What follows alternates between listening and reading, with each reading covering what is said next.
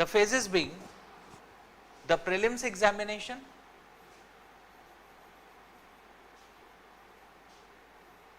the mains examination, and the third phase being obviously the interviews.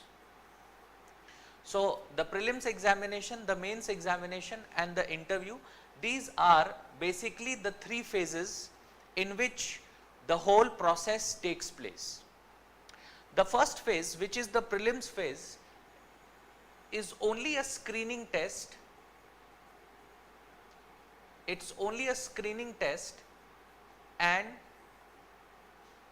the examination that is that is conducted, the prelims examination that is conducted, it is basically divided into two papers, the general studies paper 1, the general studies paper 2. The general studies paper 2 again being what is called as the aptitude test, and this paper is also qualifying by nature, which means you have to just score the qualifying marks, above which it does not matter and it will not count in deciding the merit, that is whether you qualify for the next stage or not. It does not depend upon your score in the aptitude test paper, it only is a qualifying paper. So, you have to score a certain percentage of marks there, and if you are able to do that, that is that is in itself enough. Your qualification, that is whether you get into the next phase or not, is dependent upon what you score in the general studies paper 1. The general studies paper 1, which has 100 questions, each question carrying 2 marks, which means a total of 200 marks. Whatever you score here is basically what is going to decide whether you get through the next phase or not. The next phase, that is if you qualify your prelims examination, you get into the next phase, which is the mains examination. Now, the mains examination is the most important part of our preparation, because it is the mains examination where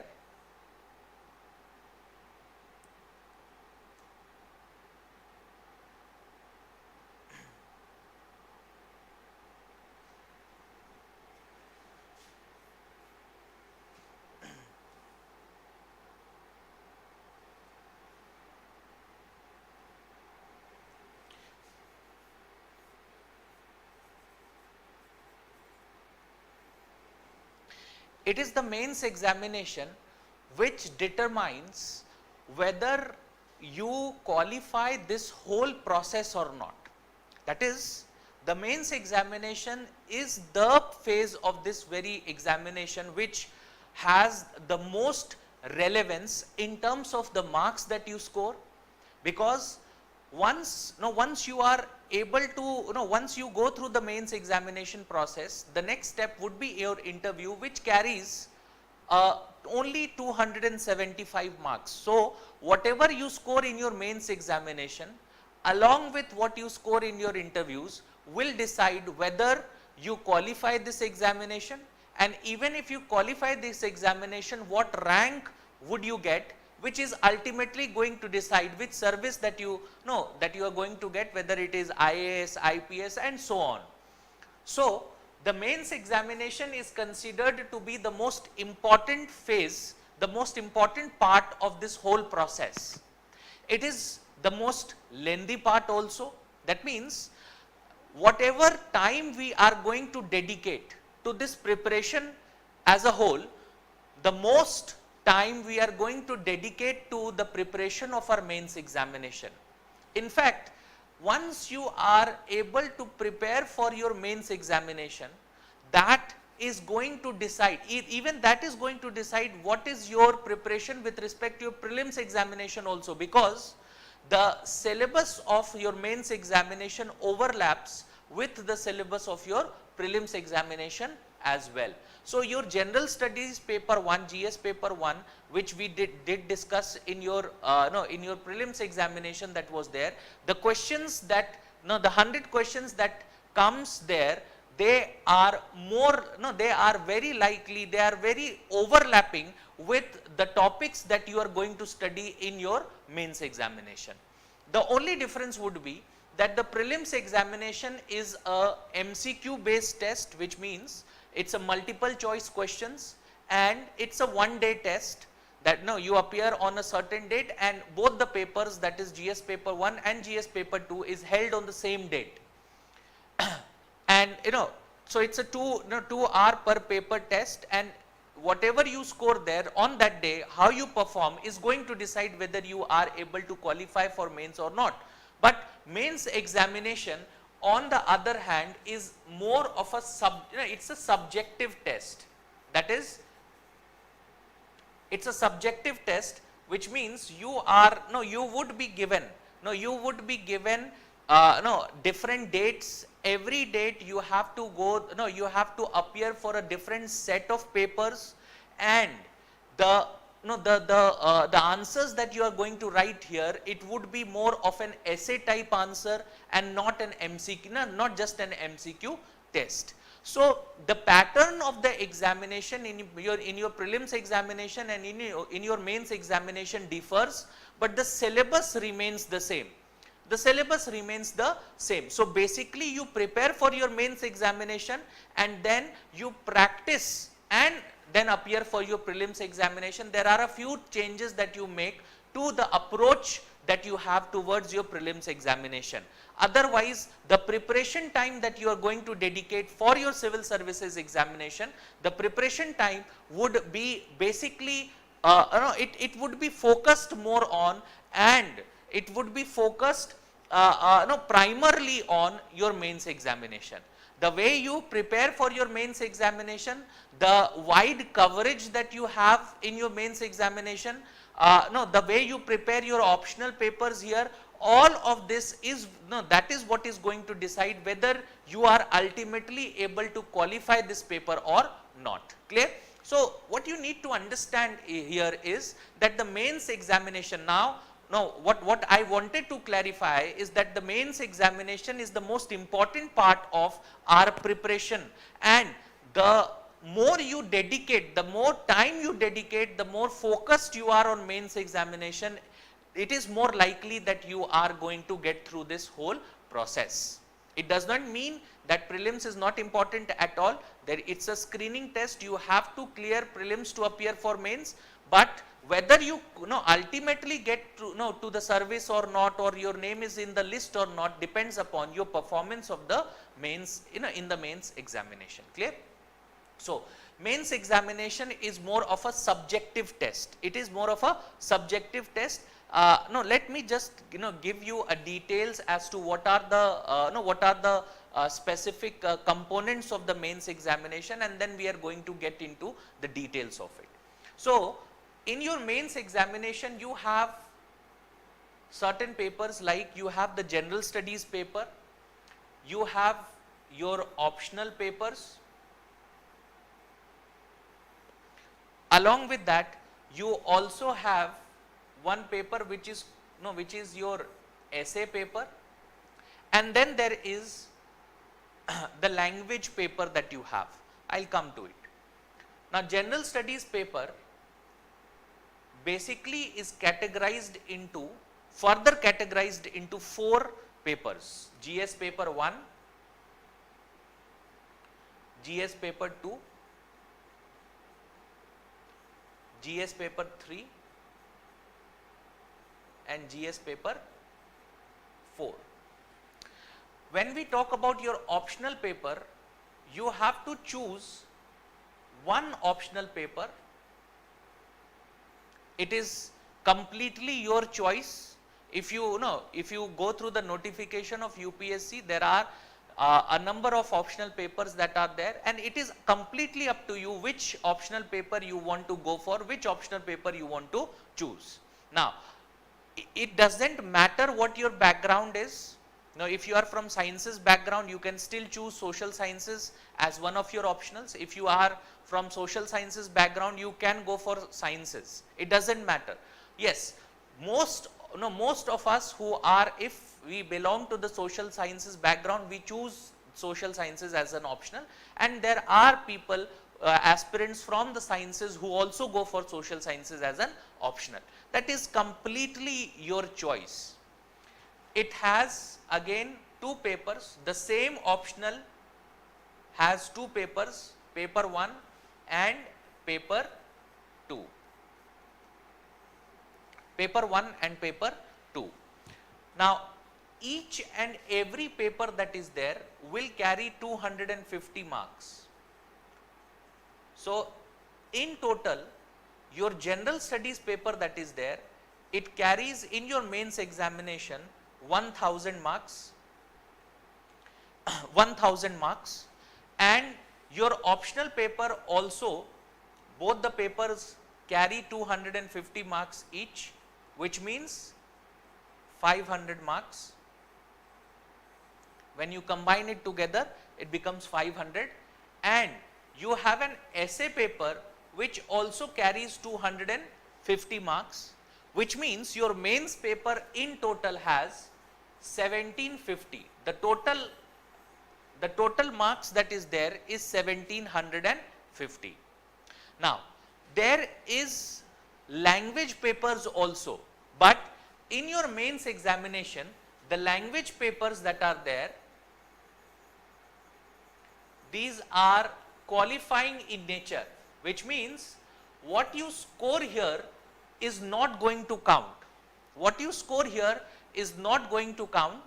You have to just score a certain percentage of marks so that it is, it can be judged because you are going to get into administrative services. Obviously, you are going to interact with people, and there should be some understanding of some basic languages which is used in India. So, the language paper that is there in UPSC examination, there are two language papers that you are to appear for. First is obviously the English language paper is there. So, you have to appear for an English language paper, and then you have to also appear for one language. You have to choose this. One additional language would be there. One additional language is there, and it is something that is up to you. There are a list of scheduled languages through which you can choose one of the languages. Now, most of the aspirants who are from North India go for Hindi. But there are other languages also which you can go for. There are students writing in Punjabi, etc., etc. You can go through it. Clear? If you are not comfortable with Hindi, you can go for some other language paper also. Clear? But this is again only qualifying in nature. If you score a certain percentage of marks there, that is more than enough. There is no need for you to score highly here, because the ultimate marks that you get in your mains examination, which actually counts, is the marks that you have scored in this 1750, which means 1000 marks worth general studies paper, 500 marks worth optional papers, and 250 marks worth essay paper that is there. This is what is going to ensure, this is what you score here is going to ensure whether you qualify this examination or not. Clear? Now, see, most of us, when it comes to appearing for an examination like the civil services examination, we feel that 1750 worth mains examination means we have to score 80%, 90% or 95% here, because that is what we are mentally tuned to or mentally conditioned to do, to doing when we are in our school days, or we are in our graduation days, or we are in our post graduation days. We try and do what? We try and at least score 80 to 90% in, that is considered good enough when it comes to our academics. But in civil services examination, that is not the case. And in civil services examination, that is not what you can do also. That means you are never given, you are never given marks which is more than 55 or 60%. So if you are scoring 60% in any one of those papers itself, it is an outstanding score. Forget about, forget about all the papers, it's very difficult to do that. So our aim is what? If you look at the recent results of UPSC which was published, so you will find that the individual who has scored 55% or 53% or 52% generally does what? Tops the examination. That is what happens. So the approach, the mindset that we have towards this paper, that is how we approach the civil services examination, is something which you have to modify a bit, because till now the way, because I am assuming most of you are absolutely new to this preparation. So till now, whatever we do, our academics that we have till now completed, our approach has always been to do what? Our approach has always been to try and get 90%, 95%, and there is a process that we adopt to achieve that, 90%, 85%, 70%, whatever. That is a process, that kind of mindset is actually something that we need to modify. The reason being that forget about getting 90% in general studies paper, if we are able to complete the whole paper while we are writing our mains examination, that in itself becomes an achievement. Because in a 3-hour period, you are going to do what? You have to write 20 questions per paper, 20 questions per paper. In GS paper 4 it's 19, but otherwise it's 20 questions per paper, and on an average you are writing around 3500 words per paper, 3500 words per paper. That is also true for your optional papers, wherein in 250 marks you also, you are trying to write 3500 words. You are trying to write 3500 words. Clear? So the way we approach this paper, they have, this has a certain different set of requirements than what we have seen till today. That is when we talk about our academics. There is a different set of requirements that we have, that we need to know about, and I am going to talk about those requirements as well. So remember, UPSC Civil Services Examination is not, it is not about scoring 80-90%. It is about scoring 50%, 55%, and if you are able to score 50 to 55%, you are going to top this examination. Just forget about just qualifying this examination. So what you need to understand is the first thing that should come to your mind always is it is doable. It is doable.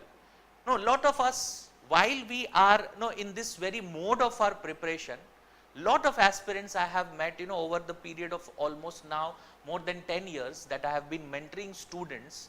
I have seen that there are students, there are aspirants who come to this particular who come here, but their mental setup is such that they don't believe in themselves.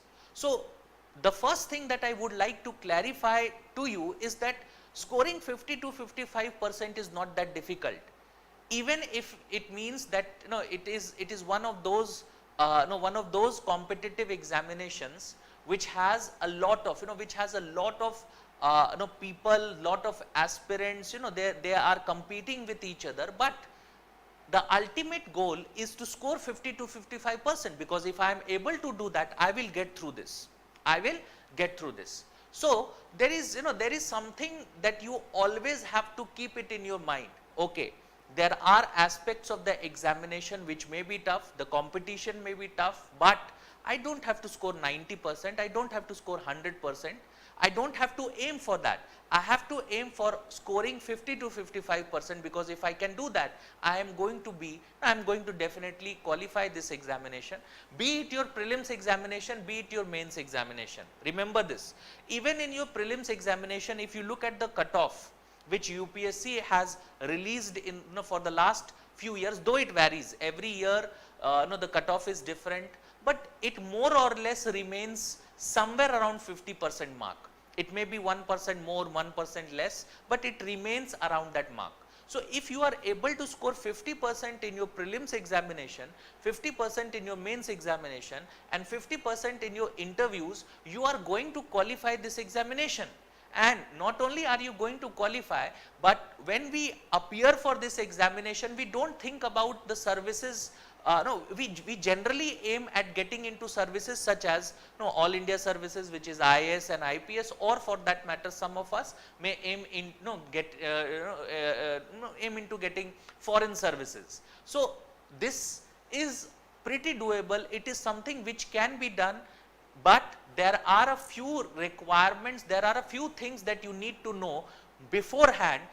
Because if you do not understand those aspects, you are going to commit some very major mistakes here, which can cost you a year or so of your precious time. So we need not do that, and hence we need to focus upon certain ideas. So what are those? So briefly, let's talk about some very important things. Let's talk about some very important things before we get into the syllabus and me dealing with some aspects of the syllabus. So what are the basic requirements?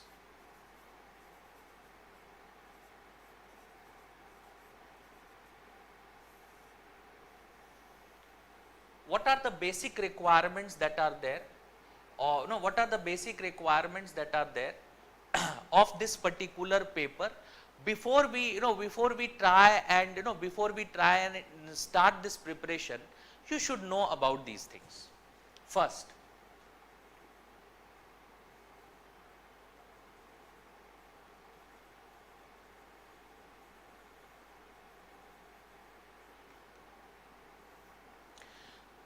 one of the most important things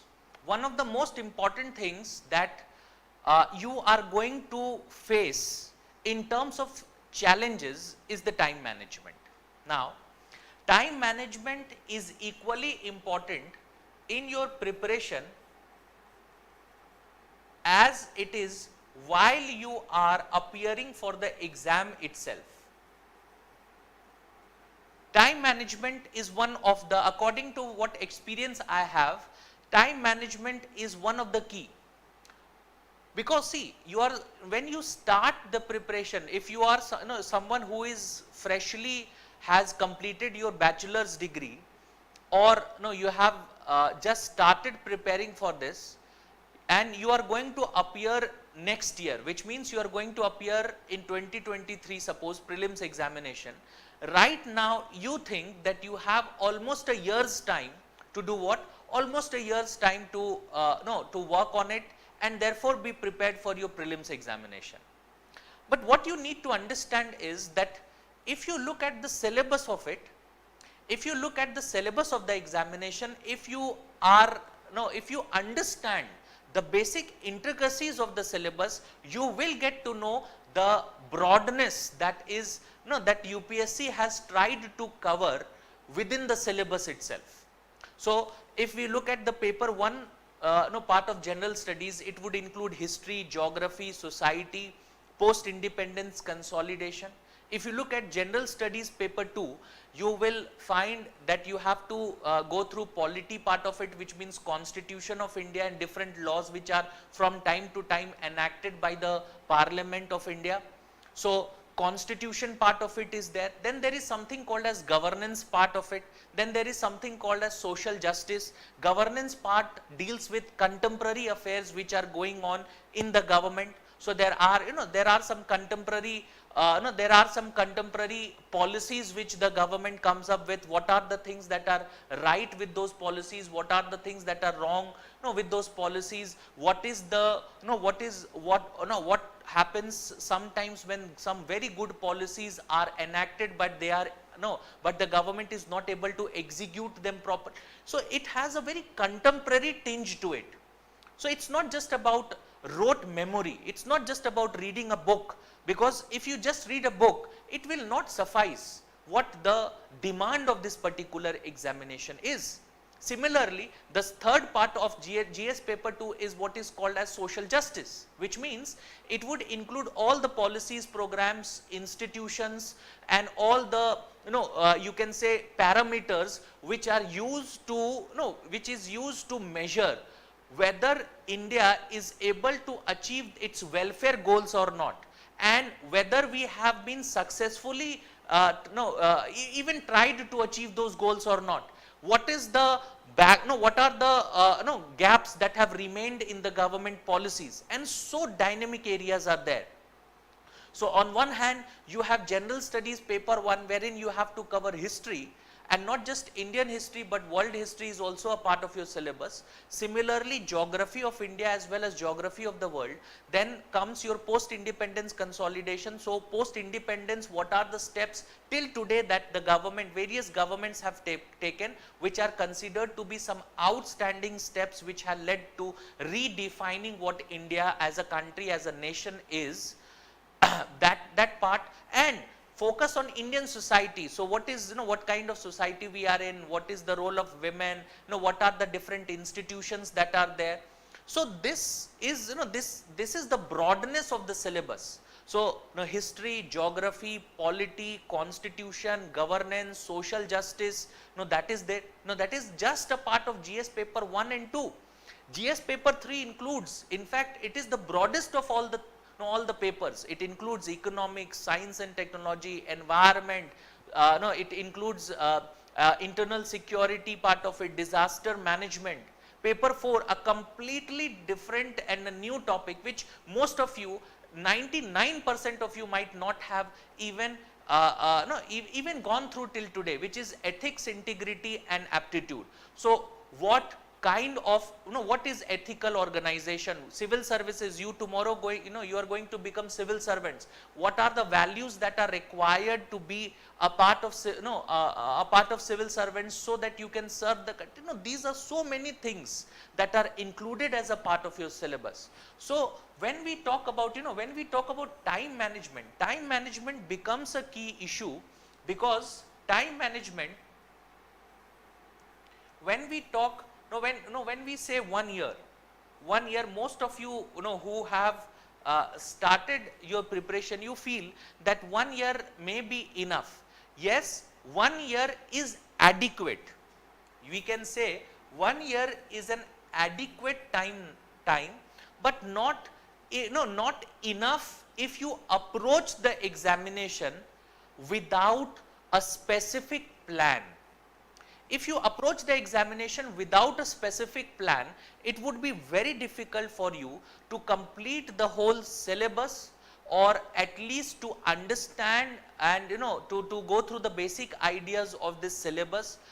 Not forget about 1 year, you will not be able to do this even in 2 and 2.5 years. So for those who think that you have time, remember that is the only thing that you don't have.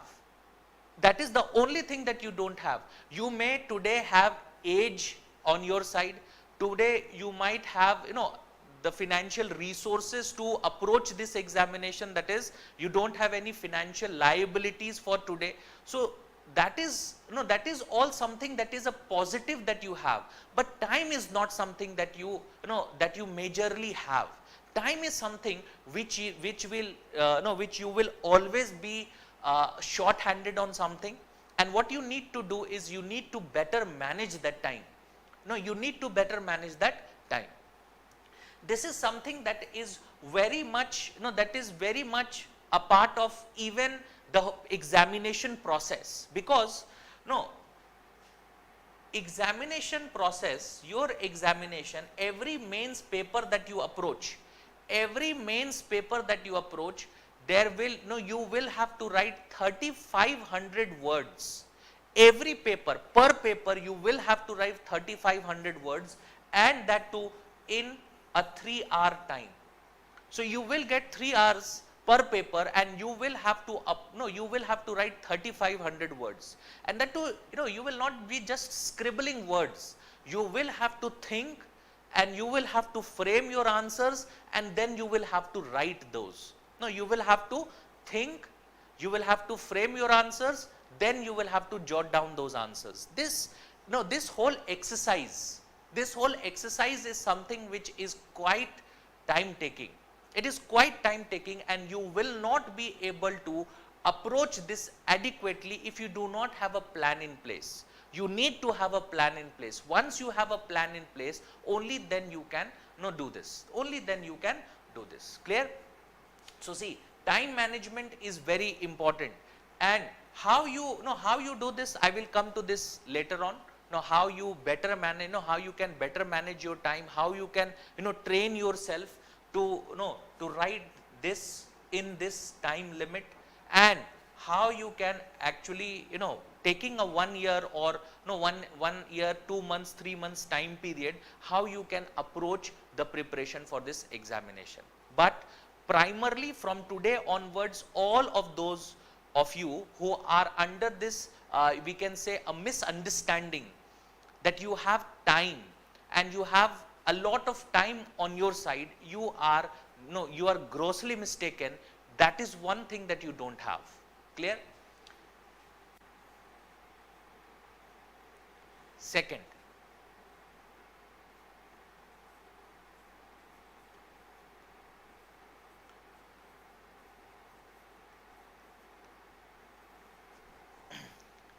the second and again equally important understanding that you should have is to complete and focus upon basics. That is, most of us feel that UPSC examination is about trying to gather a lot of information, and that information is what is going to ensure that we are able to qualify this examination. That's not correct. That is not correct. Yes, information is required, but what kind of information becomes very important. What kind of information you are able to gather, what kind of information you have to retain, what kind of information is going to help you in your examination, knowledge of that is very important. And what you need to understand is that if you know the basics, that is,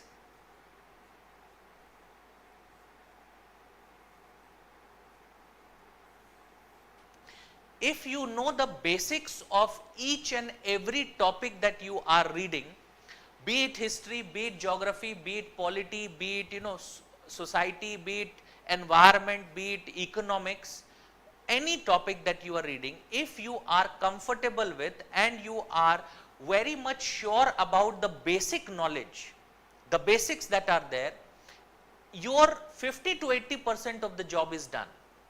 Most of us, what we do not do is we do not focus upon basics, and we try and directly get into something which is a step after what we should do after we are ready with our basics. Let me give you an example for this. Now, if you look at this year's prelims examination,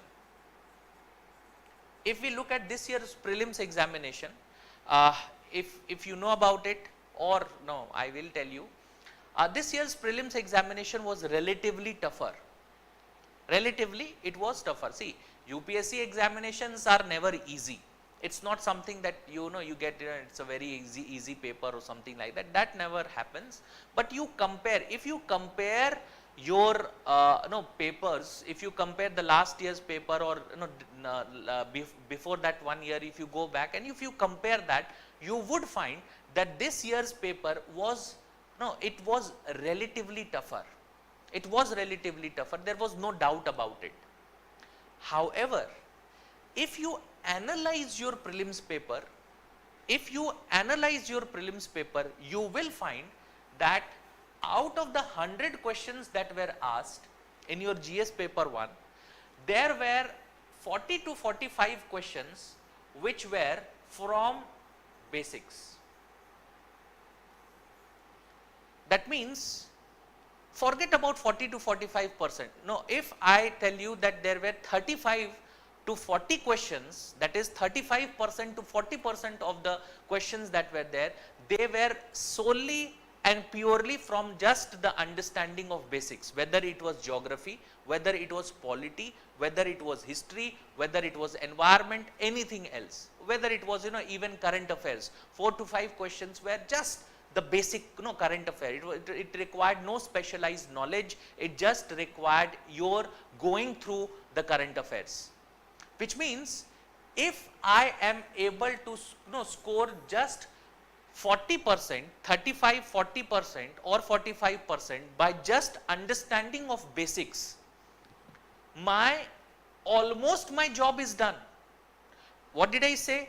I have to score 50%. If I am able to score 50% of the 50% marks, if I am able to score that, I am going to qualify this examination. And that too, every year it depends upon the nature of questions also. Sometimes in prelims examination, when the questions are tougher, the cutoff comes down by 2 or 3 questions, not drastically, but at least by 2 or 3 questions. So if the question, if the last year's cutoff was, suppose just if it was 100, it may so happen that this year's cutoff is 97, 96, 98, which means 1-2 questions is, it is going to come down.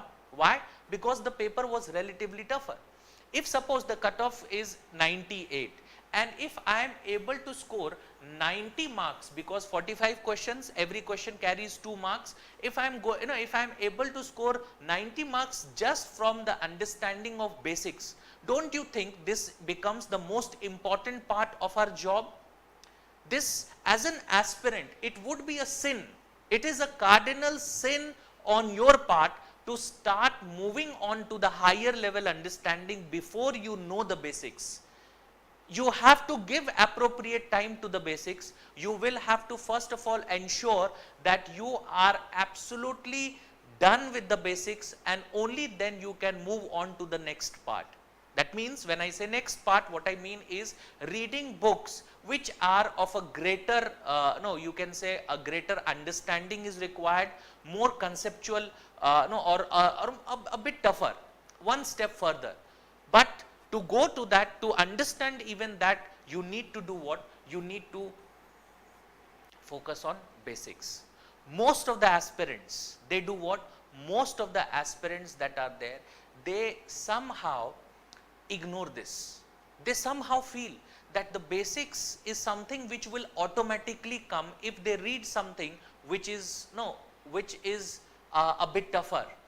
It is something which is a bit one step further. They feel that that is all, or that is automatically going to ensure that they are aware of and they are very much clear about the basics. That is absolutely wrong. That is absolutely wrong. The very first thing that you need to do is you need to complete the basics. If see, it is such an important. It's said that it is very difficult to do things in a more simplified manner. For us as humans, what we tend to do is we tend to complicate everything. Most of us, we do what? We will complicate everything.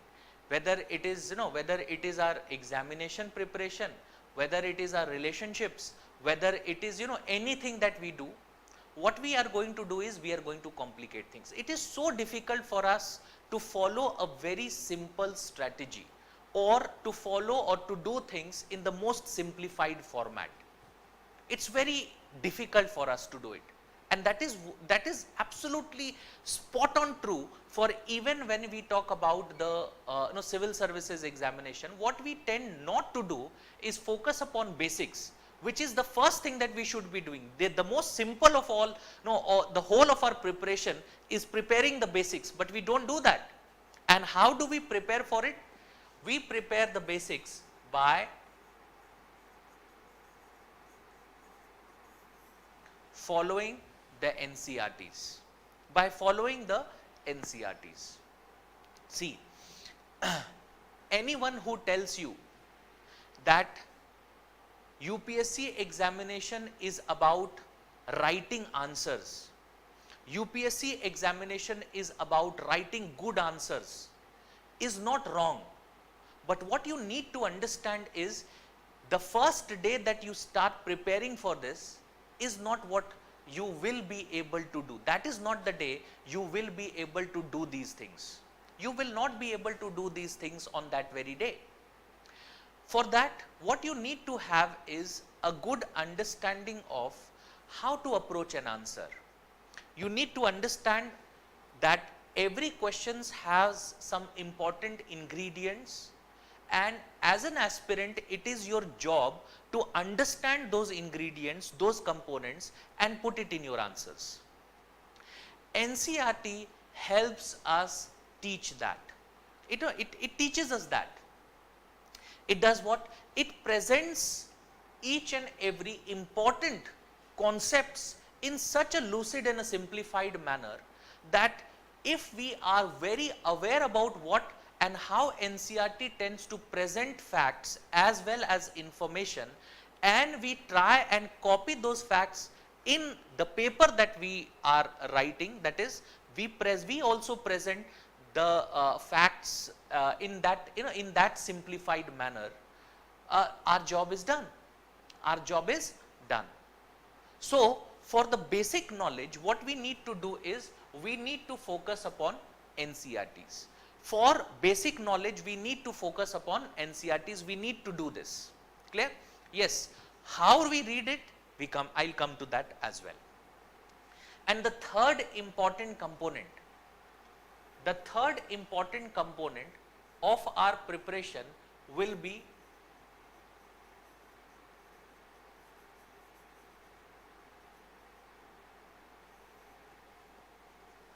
our knowledge of current affairs. See, today the world that we live in, that is, tomorrow you are going to be civil servants, and being civil servants require a very good understanding of how the times that we live in are changing, and what are the important key issues. Governance requires that you are aware of those issues, you are aware of certain past issues, how they were dealt with, and your knowledge of how those past issues were dealt with in your contemporary implementation of various policies, programs, or for that matter taking up governance. And for this, a knowledge of current affairs is a must. See, you are in your UPSC examinations, the questions that you get, the questions require you to have an understanding of the basics, and over and above them, you are going to correlate those basics with the contemporary ideas which are going on, and that does what? That is what is going to help you suffice, as I said, the questions that you are going to write. We did talk about ingredients of writing answers. So, when we are talking about those ingredients, what are those ingredients? Those ingredients are, when we understand, we write the basics, and over and above the basics we build on them by correlating it to contemporary governance. When we are able to do both of this, that is where we write a good answer, at least a satisfactory answer, if not a very good answer. We are able to write a satisfactory answer, and a satisfactory answer will fetch you 50%. It might not fetch you 80%, but a satisfactory answer is going to fetch you 50%, because that is what we are going to focus upon. That is what we have till now focused upon. Our aim is not to score 80%, that's not possible. What our aim is to do better than others, and if we are able to score 50 to 55%, we are better than others, because that's what the past history says. See, you will find that today a very important no, a very important terminology that is being used is quant. That is analyzing the data and trying to predict what is going to happen in future. In UPSC examination, that is exactly what we do. What we do is we analyze the past data, and based on that past data, we come up with a plan which we are going to adopt, which will help us to predict the future. That is what quant analysis is, and that is what we are exactly doing here. We are going to look at the previous data. The previous data shows us that we need to have a good understanding of basics, because the questions that are asked, it is asked in that manner. We know that a good understanding of basics will comprise of 50 to 80% of the answers that we write, and the past data also tells us that the questions that are asked, it will not simply be asked on basics, it will be asked on basics plus an addition, a step further, which means relating it to the contemporary ideas and presenting a mixture of both. That is what our question is. That is what the previous data shows, and based on that we are going to predict what our strategy, what our plan of action should be. And our plan of action should be that first of all we are going to complete this, and then we are going to add over and above this, if we are able to add current affairs on it, and we are going, if we are able to relate it to the basics, that is how we write a satisfactory answer. That is how we write a satisfactory answer. That is exactly what I am telling you, quant analysis. We are talking about the previous data because we don't know what is going to happen in future.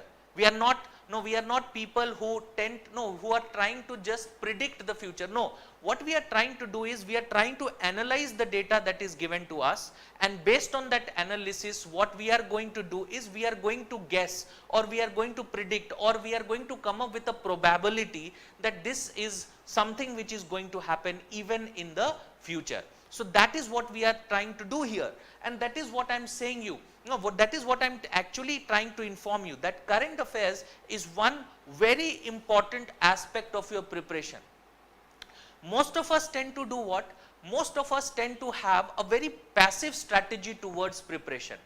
When I say a passive strategy towards preparation, it means we are just focused upon reading a said material, that is in the form of a book, and we try and read that book multiple times, try and gain information from that and be satisfied with it, that whatever information comes from this particular part, that is what I should know. It is not wrong, but it is only the partial aspect of your preparation. What we need to do is we need to move away from this passive preparation part and adopt an active preparation strategy. What is the active preparation strategy that I am talking about? Our active preparation strategy would involve, it would involve first of all, it would involve we going through the said material, that is the book, reading it properly, reading it multiple times. The same book is to be read multiple times, not read. Active preparation does not mean reading 10 books on one said thing. No, it means reading one book again and again, again and again, again and again, and along with that looking at what is the current ideas. That is, if suppose let's take an example for it. If suppose tomorrow you get a question, I'm just reaching here because I hope most of you who are UPSC aspirants would know about, suppose, the Farms Law. The Farms Law, which was first of all enacted by the Parliament of India, and then before it would be implemented, there were protests organized against it, and again this this led to repealing of the Farms Law. Now when we talk about these Farms Law, whatever problems you study with respect to Indian agriculture in suppose geography or some part of economy. Economy you will read more about data, geography you might read about the basic issues with agriculture in India. So you read about the agriculture data, you read about the practices that are there in India, you understand the basic problems, and then if you are able to relate it to this, like if you are able to relate to what were the steps which the government had advocated in the farms law and how it could redress the problems which the Indian agriculture is facing. That is how you write an answer. That is how you write an answer.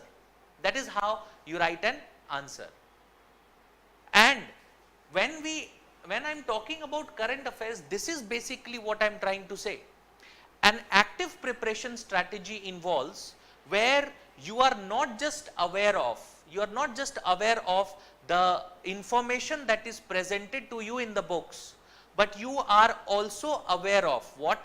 You are also aware of the current relevance of that information in the form of the governmental schemes that that are there, in the form of various organizations that are contemporarily at work, in the form of the basic issues that are there, and how the government is, if they have come up with policies, how they are trying to get rid of those issues, what are the existing problems. That is what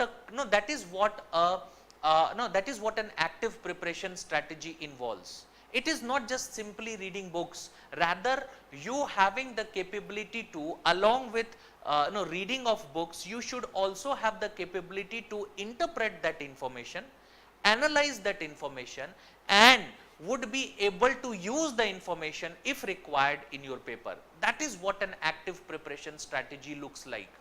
And to get into UPSC examinations, that is to get into civil services, if you have to be a civil servant, if you want to get into IAS or IPS or such services, if you just adopt a laid back passive preparation strategy, it would become very difficult. What you need to do is you need to adopt, you need to be a bit analytical. Wherever you come across issues which are important, you should have the capability to do what? You should have the capability to relate it to the to the issues that you have already read, relate those ideas, and then should be able to analyze then the pros and cons for it and present it in your paper. So that is something that is very, very important. So your preparation should not always be revolving around just reading of books, reading of certain material which can help you in analyzing what you are reading. It can help you with the new data, it can help you with contemporary contemporary ideas. That is something which becomes absolutely it becomes absolutely important. If you are not aware of that, it will be very difficult. It will become very, very difficult. Clear? So if you ask me, and obviously along with current affairs, one more thing I will write here, which would be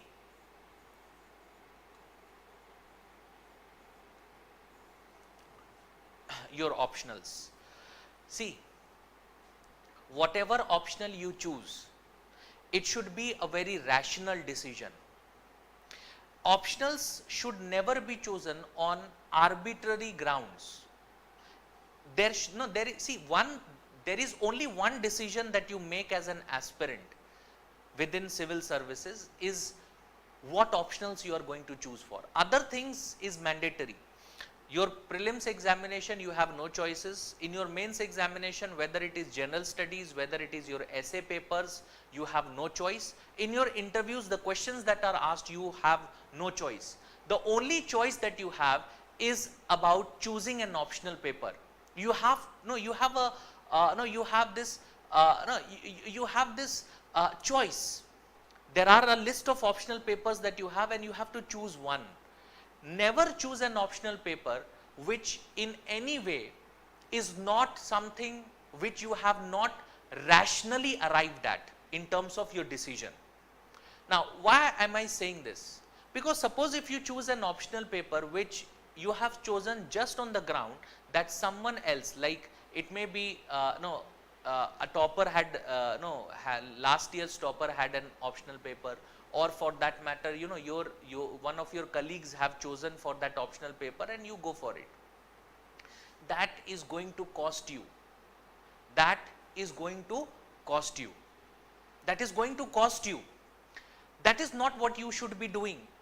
That is absolutely not what you should be doing. If you do that, it is going to cost you. It is going to cost you. So what you need to do is you need to come up with a rational decision on optionals, and don't make this mistake of in any way compromising on your optionals, because you think that general studies has 1000 marks and the optional paper will carry only 500 marks. So relatively speaking, it is of less importance. No, it is not.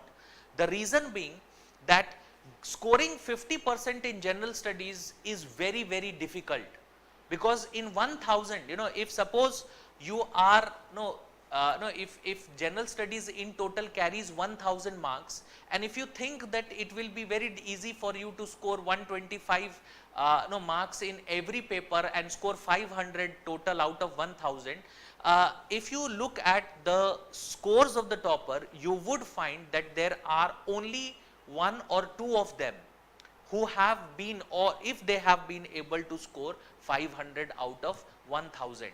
It is very difficult. But scoring 62 to 65% marks in your optional paper is not that difficult. And if you look at the scores that have that the toppers have got, or some other who have qualified have got, you will find that they have, if they have properly performed in that particular optionals, they have scored 60, 65, even 70% marks, which means you can in your optional papers very well score 350 or at least more than 300. You can score more than 300 in your optional papers, which is an outstanding, I am telling you, this is an outstanding score if you are scoring more than 300.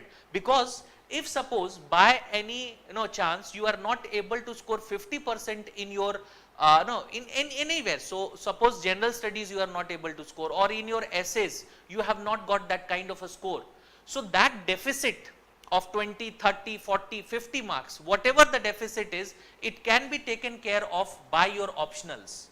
It can be taken care of your by your optionals. But if you think that this will be taken care of, or this in any way you will whatever deficit you have in your optionals, you will be able to take care of that deficit by your general studies marks, it is not possible.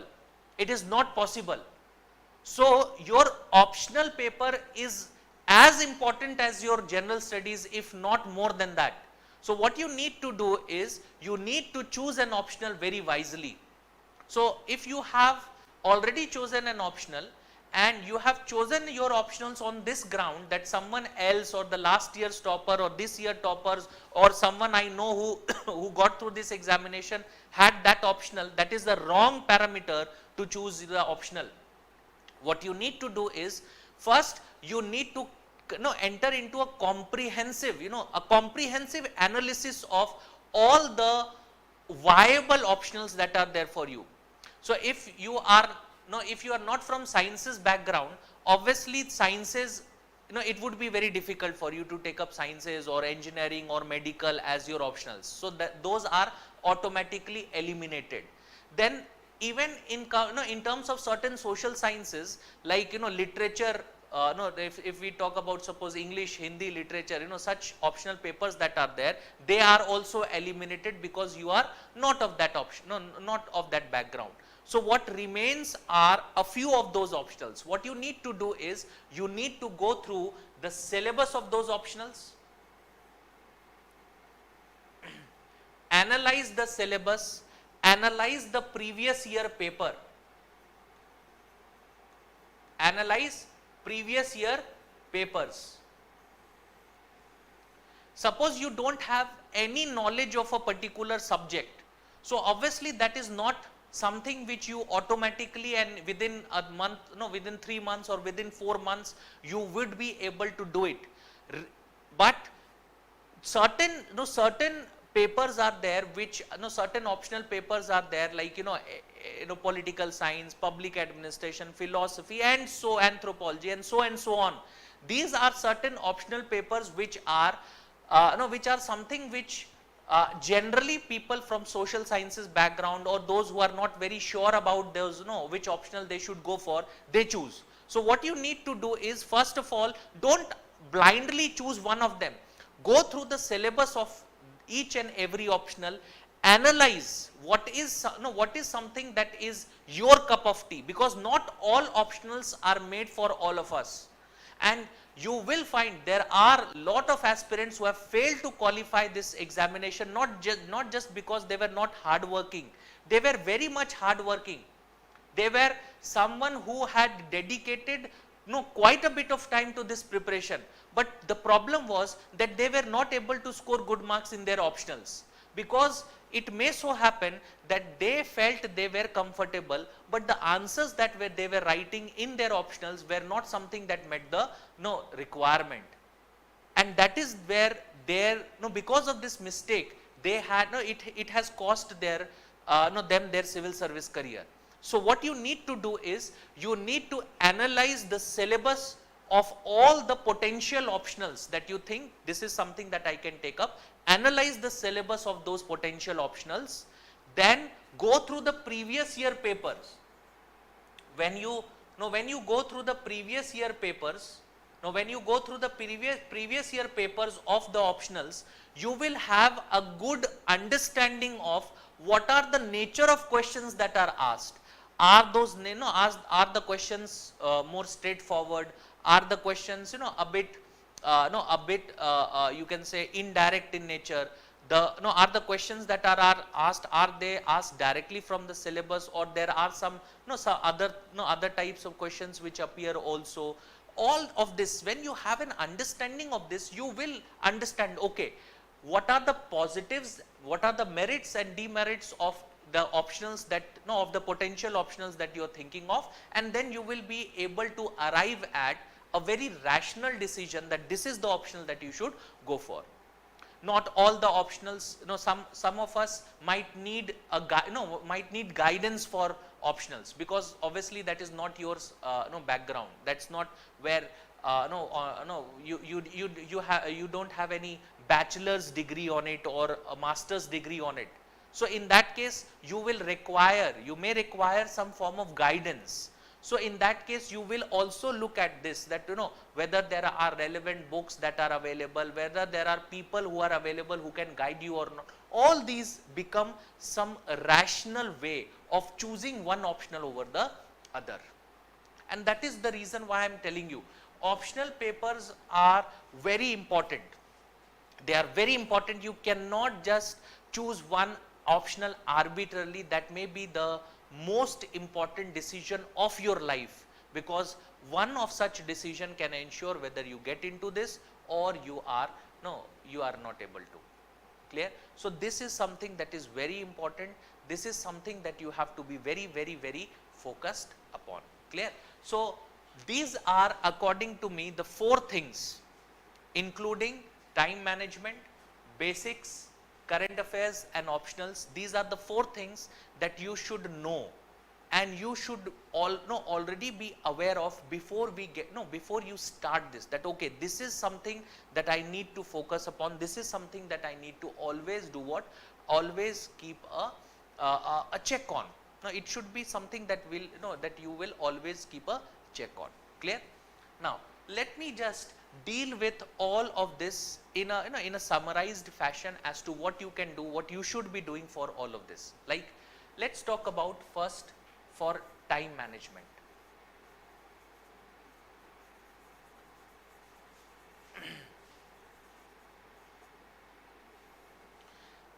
See, for time management, the key word should be accountability.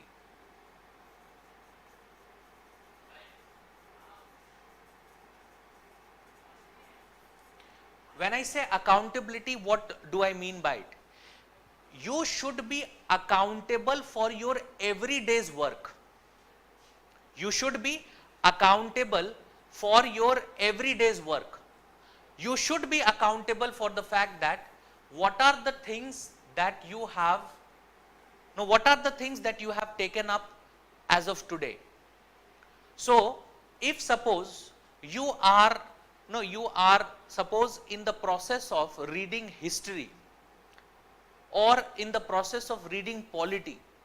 So, in that process of reading history or polity, you cannot just be reading leisurely.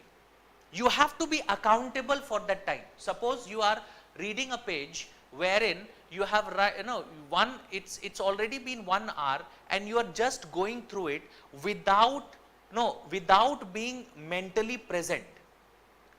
This is what I mean by accountability. You have to be accountable towards yourself. You have to be accountable. Okay, today is this particular date. What are the things that I have planned for today? What are the topics that I have planned today that I am going to take up? What is the thing that I have to revise today? What are the new things that I have to deal with today? And once I am able to do it, that is, once I have completed today's, the whole day is completed. Now the question arises is whether I have met the predefined targets or not. If I have met the predefined targets, well and good. If I have not been able to meet the predefined target, what were the reasons I was not able to do that? What was the reason that I was not able to do that? Was it the fact that I had overestimated what I can do in a particular day, or was it because I was not able to complete because of some deficits within, again as I said, the accountability part. Time management is, that is how you basically take up that, because some of you, it may so happen that during the preparation time itself you start working. If you are working, you additionally have a deficit of, or you don't have the leisure of the whole day being with you. So in that case, you have to be more accountable that, okay, if you have only 3 to 4 hours in a day, so how you are going to divide that day, number of hours, and how you are going to ensure that you maximize whatever time you have. Remember, it is most of the aspirants that are there, they are unable to get through this very examination because they are not accountable for their actions. They are not accountable for their actions. It becomes very easy for, if you have started preparation today, it's very easy for you to tell someone that you are preparing for civil services examination for the next 2 years. No one is going to ask you any questions, because yes, it's a tough examination, it's an all India competitive examination, so it takes time. But what about after that 2 years? There will be people who would be asking you this question: what have you done during this particular period? If you have tried, if you have given your best, that is going to ensure that you are accountable towards your action, and you are going to then make it, you are going to take the best possible decisions for you. But if you are not accountable, it will take you not just 1 year, 2 years, 3 years, 4 years. You can give n number of years to this examination, but this is not going to suffice. Clear? This also requires that whatever limited time you have, you are able to make the best use of that time. And here comes the importance of guidance. Here comes the importance of guidance. There are institutions like us who tend to guide and tend to mentor students. We have been doing it for the last so many years, and hence, if you feel that this is what you require, you should never hesitate in doing what? You should never hesitate in joining an institution which can help you do this. Remember this. This is going to be something that is very important, because see, if you try it by yourself and you know that you require a certain kind of guidance, but you are not doing it, something that you already require, you know that you require this, but you are not able to do this, you are going to waste a lot of time doing things which is not just it may be something which will go against the whole concept of time management, because civil services examination is also, it's not just about knowing what you have to do, but you also know, you should also know what you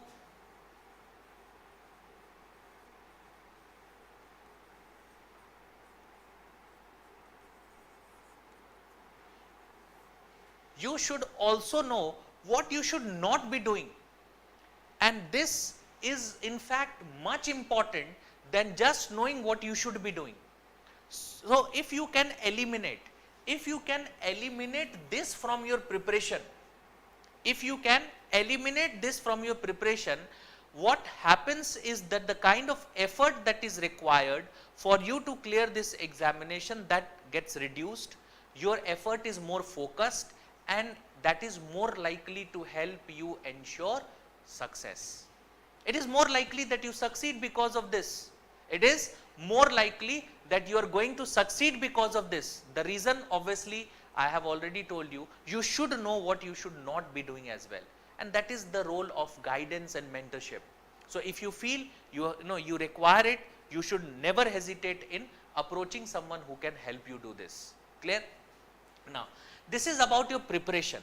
When it comes to, suppose, your prelims and your mains examination, see, your prelims examination is more about what? Is it more about knowledge and knowledge? No, it is not. Your prelims examination is more about accuracy.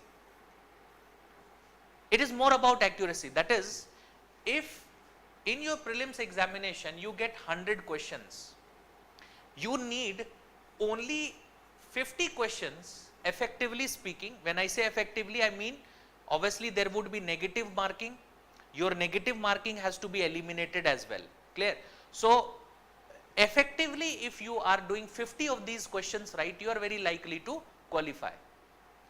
So how can you come to this particular level? That is, how can you ensure that you accurately are able to answer 50 questions? You will be able to accurately answer 50 questions only if you improve your accuracy. Because see, prelims examination, when you go there, there is a sense of you can say there is a mental pressure on you. It may be your first attempt, it may be your second attempt. You know that this is going to decide what I do for the rest of the year. So if I qualify, I go for mains. If I qualify there, I go for interview, or otherwise I have to come back and appear for prelims.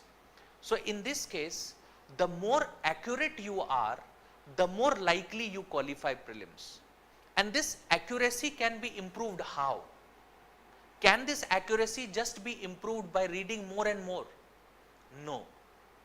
Reading more and more will help you gain more knowledge. It will help you further solidify knowledge as well. But it will not help you do what? It will not help you gain accuracy. For gaining more accuracy, what you require is you need practice. And this practice means you are solving more number of MCQs. The more number of MCQs you solve, the more you are in that psychological mode of answering questions, more the psychological mode that you are in, that mindset you have developed, it is more likely that you even get those questions right which you do not directly know the answer of. You are going to get those questions right. How? Just by elimination method. you can eliminate one or two of the options that this will not be the right, no, this is not the right answer, this is not the right answer, and if you are able to eliminate it, you are very likely to arrive at the correct answer. And it is not something that you just get by reading more and more. It is something that you get by practice. The more you practice, the more MCQs you solve, the more you develop a certain mindset, and that mindset itself, that psychological the psychological mindset to look at a question in a certain manner, to answer it, that is how you answer those questions, and that is how you gain more accuracy. So what you can do for this, you should be in a habit of solving more and more MCQs. There are so many you can say websites, portals offering this directly. You didn't, that it's almost free of cost. And when the time approaches, that is when you get into that mode of preparing for prelims examination, which would be the last 2 or 3 months itself of your prelims. So in that time you can join a good qualitative test series, and that will help you become more and more accurate. This is the same when it comes to your mains examination. Not exactly the same, but it is, when I say my mains examination, remember, mains examination is more about, it is more about time management even than your prelims examination. Prelims examination is more about accuracy. Mains examination is it is very much one of the most key components of you getting through your mains examination will be your, it will be your time management, because as we have already seen, you are writing 20 questions. Out of the 20 questions that you are writing, 10 questions you will have to write 150 words on it, and for 10 questions you will have to write 200 words, which means in total you are writing somewhere around 3500 words. It is not easy to write 3500 words in 3 hours, and that to remember, it's not that you are writing one paper every day. If you look at the mains schedule, you will find the first day GS paper 1 and 2, they are held same day, 3 hours morning session GS paper 1, 3 hours afternoon session GS paper 2. So you will already be mentally tired and exhausted after writing your general studies paper 1. So to have that mental maturity, the psychological capability to go for the second examination, it will come from what? It will come only and only from practice.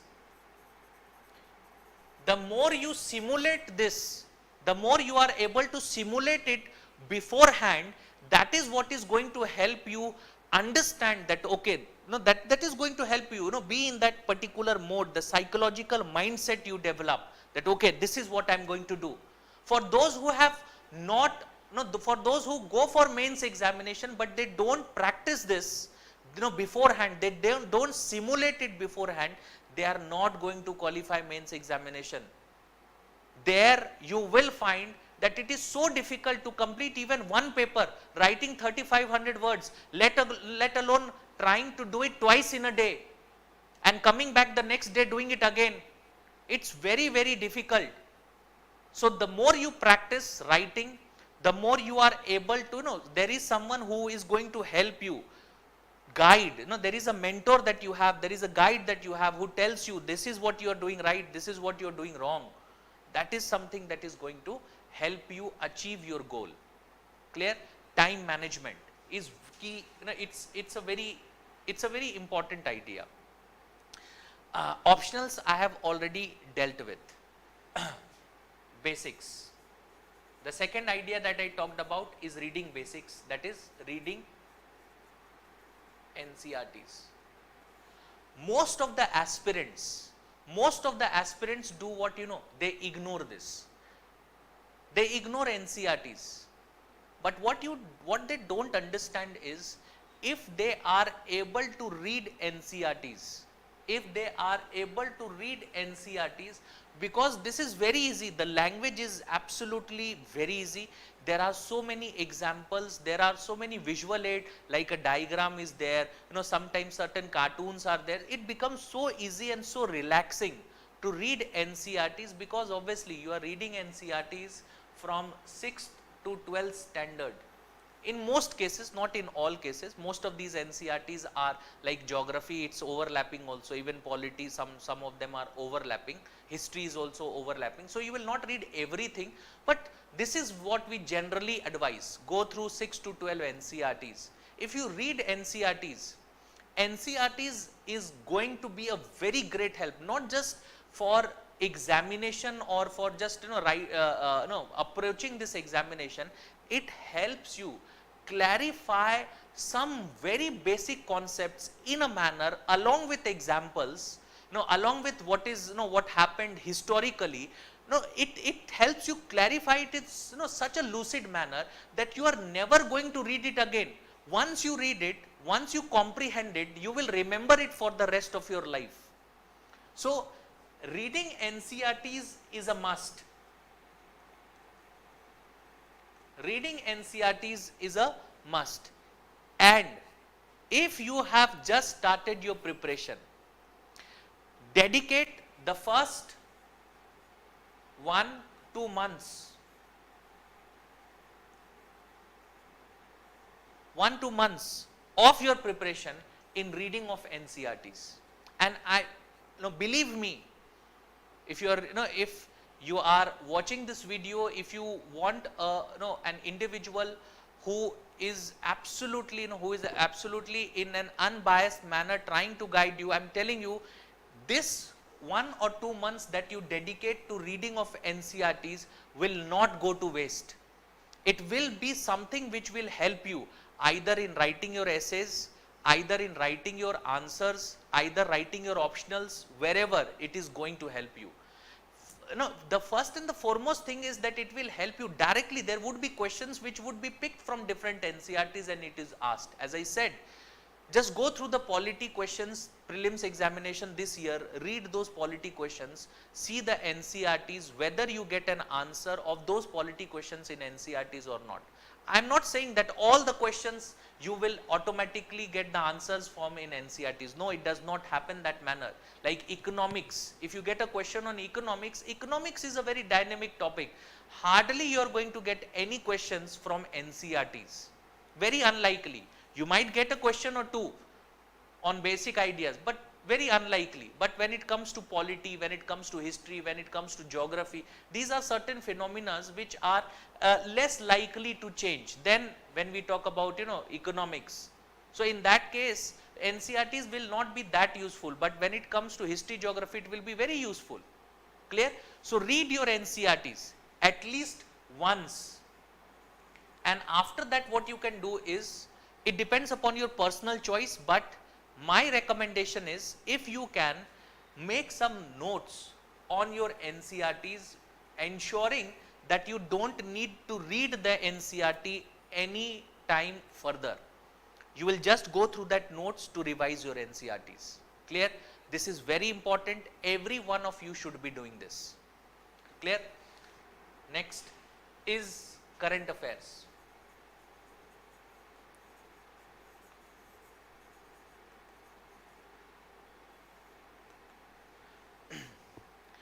Now, for current affairs, there are 2 or 3 things that I am going to suggest.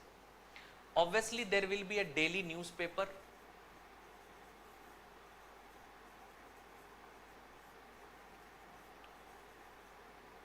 That you are going to go through.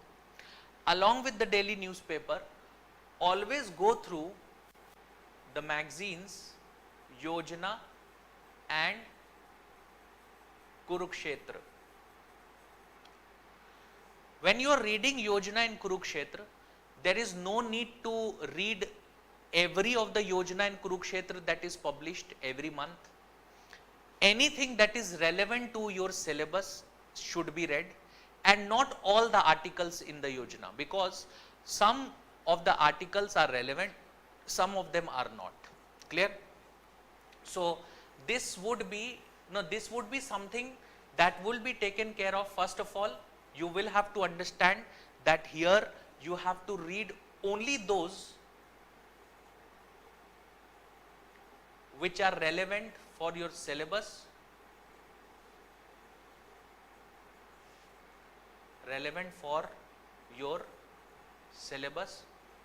even if it is remotely, no, even if it is something that is not directly mentioned, but it is there, it should be read. Clear? And second of all, not all articles.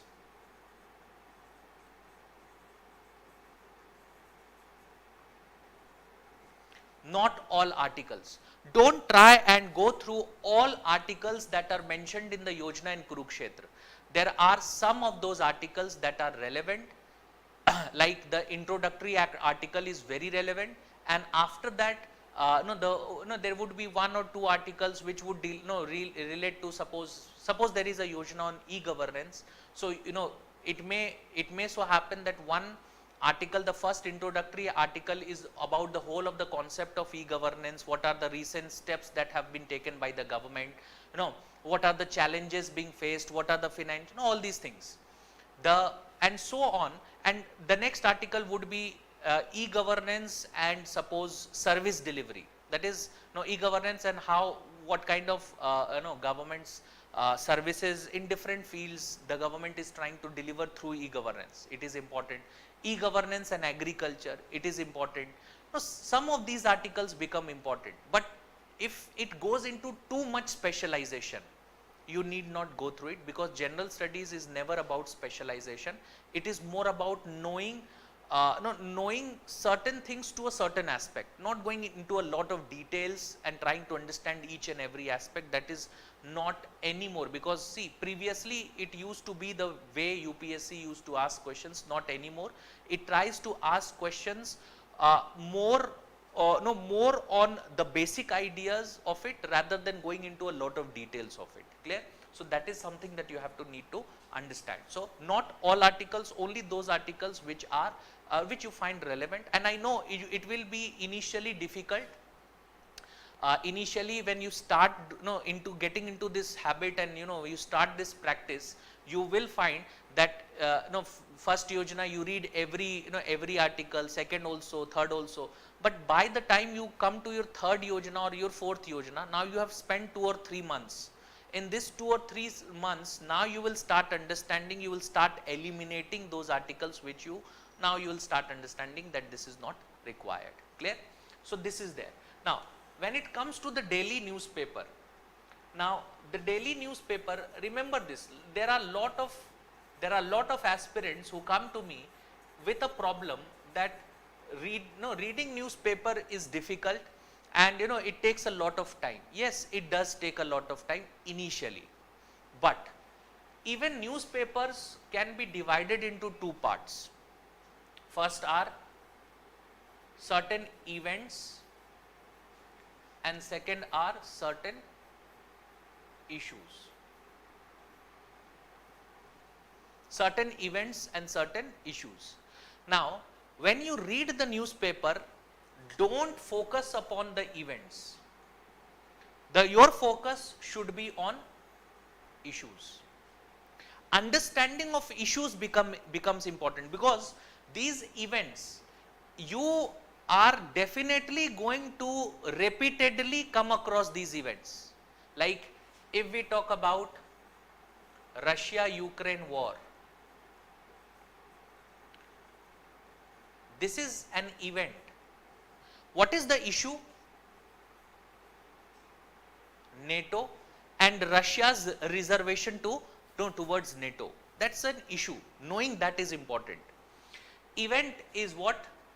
Event is, suppose in India there has been communal clashes recently.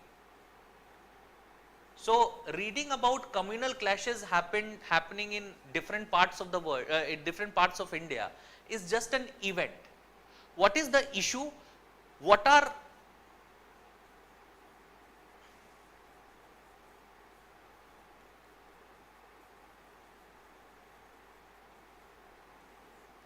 society, growing intolerance, no, growing intolerance that is there, or even the political motive behind it.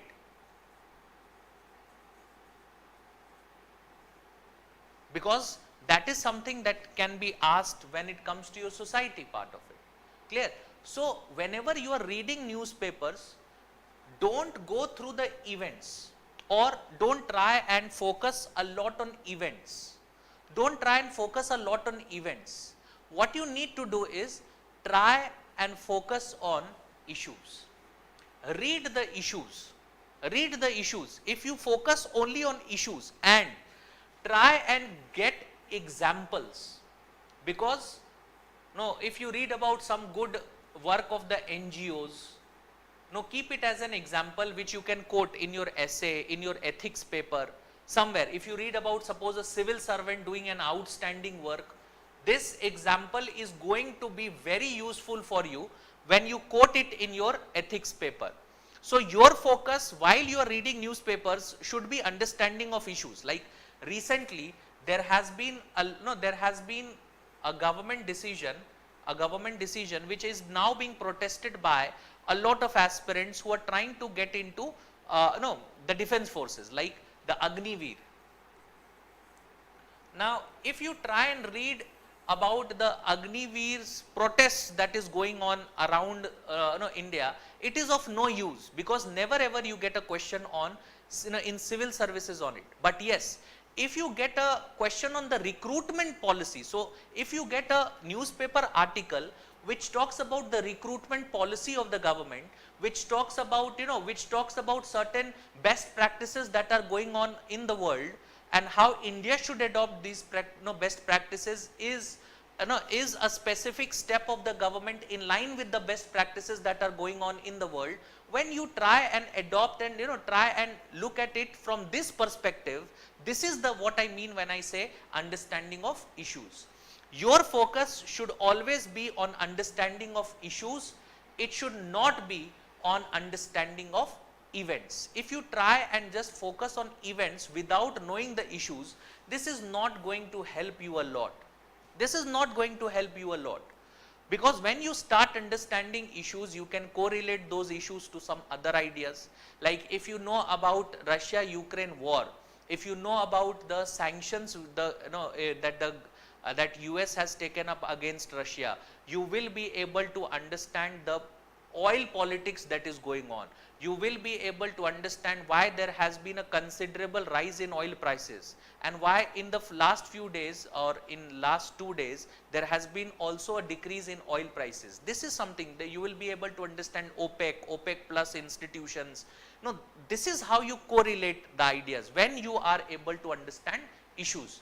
Don't try and get into events, because as it is, when your examination approaches, you are for a brief period, for around a month's time during your prelims examination, you are going to not read the newspaper.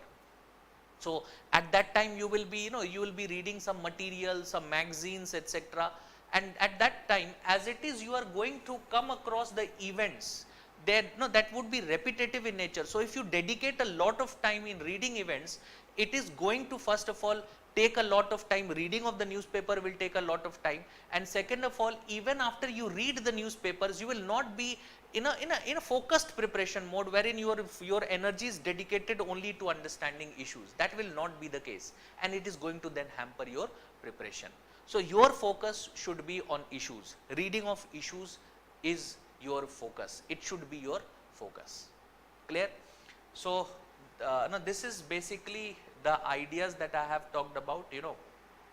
I have in the orientation class, I have given you a basic idea as to how this whole examination is divided into different phases. The first phase being phase being MCQ objective test, second phase being the more important one, the third phase being the interview.